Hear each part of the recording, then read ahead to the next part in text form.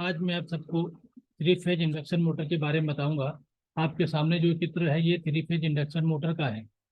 इसमें कौन कौन से पार्ट होते हैं समझिए। ये सबसे ऊपर है, इसको हुक कहा जाता है। रस्सी बांध के इसको उठाया जाता है एक जगह से दूसरे जगह पर ले जाने के लिए।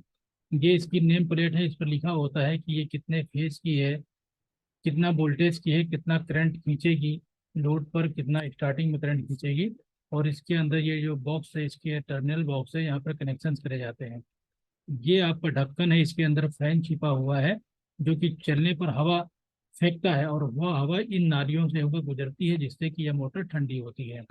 और ये इसका शाफ्ट है, इसको हम कहते हैं हाउसिंग, या फिर इसको हम प्लेट कहते हैं, हाउसिंग कहते हैं। मान लीजिए हाउसिंग, तो इससे क्या होता है, ये बाहर के जो ये ढक्कन है बंद रहता है, अंदर की चीजें सारी ढक दी जाती हैं इससे।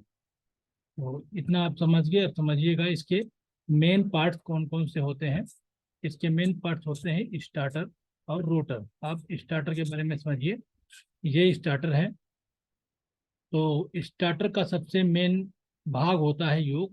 योक का मतलब ये जो बाहर का हिस्सा है इसको हम योक कहते हैं। योक का काम होता है इस बाइंडिंग को सपोर्ट करना। अगर योक नहीं होता तो बाइंडिंग हम कैसे करते, कैसे बाइंडिंग रुकी रहती। ओके, तो योक का काम है बाइंडिंग को सपोर्ट करना। इसके अलावा जो ये खांचे हैं स्टेटर के, ये सब भी इसी योक से ही ज्वाइंट रहते हैं। तो और ये मैग्नेटिक फ्लक्स को फ्लो करने का एक पाथ प्रोवाइड कराता है। इतने सारे काम होते हैं योग के, और योग होता है स्टेटर पे। ओके, तो इतना सब जान गए आप स्टेटर के बारे में। स्टेटर पर सप्लाई दी जाती है और स्टेटर हमेशा स्टार कनेक्टेड होता है।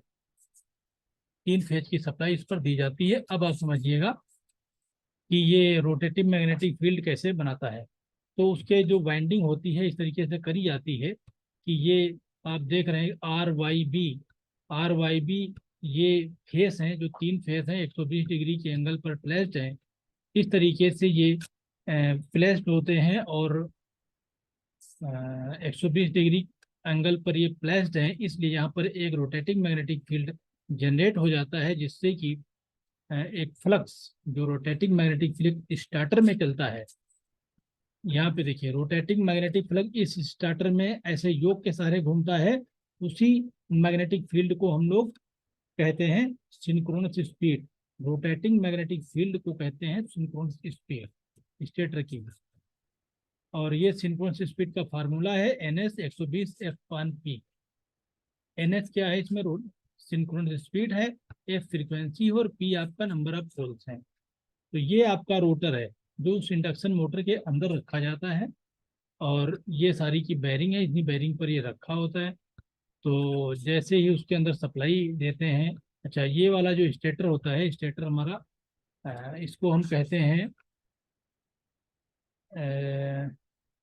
हाँ, ये डेल्टा कनेक्टेड होता है, यानी कि इसकी जो सेकेंडरी होती है हमारे पास वो शॉर्ट सर्किटेड होती है डेल्टा कनेक्टेड में। डेल्टा कनेक्टेड हो गया, ये आपकी बेरिंग्स हो गई। अब ये आपका NS 120 F/P अभी जो मैंने बता दिया। और ये इसकी स्लिप है NS-N/NS। NS क्या है, synchronous speed of rotor, sorry synchronous speed of stator. और N क्या है, रोटर की स्पीड है अपान सिंक्रोनस स्पीड से। अगर हम ऐसा कर देंगे तो जो भी हमें मिलेगी वैल्यू वो स्लिप पे हराएगी। परसेंटेज स्लिप में स्लिप को हमेशा बताया जाता है। तो अगर परसेंटेज निकालना है तो यहाँ पे 100 से गुणा कर दीजिएगा, परसेंटेज निकाला जाता है।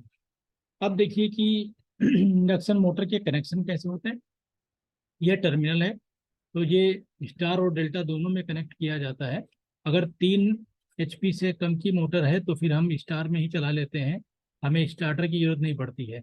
लेकिन अगर 3 HP से ऊपर की है तो फिर हमें स्टार डेल्टा स्टार्टर की जरूरत पड़ती है। तब हमारे यहाँ पर कनेक्शन जो होते हैं स्टार या डेल्टा में, इनको, इन जो पत्तियाँ होती हैं इनको खोल के सेट किया जाता है, जब या तो स्टार या तो डेल्टा में। अभी जब आप देख रहे हैं तो ये डेल्टा में है। अगर हमें स्टार में कनेक्टेड करना होगा तो इस तरीके से हम कनेक्ट कर देंगे, इन पत्तियों को इस तरीके से आपस में जोड़ेंगे और सप्लाई इन पर दे देंगे तो ये स्टार कनेक्शन हो जाता है। इस तरीके का अगर पत्तियां हैं तो ये डेल्टा कनेक्टेड होता है। तो इस तरीके से ये आपकी इंडक्शन मोटर के बारे में हमने बताया है। अगर आपको अच्छा लगा है वीडियो तो फिर इसको लाइक कर दीजिएगा और शेयर सब्सक्राइब कर दीजिएगा। इसी के साथ अपना वीडियो समाप्त करते हैं। धन्यवाद।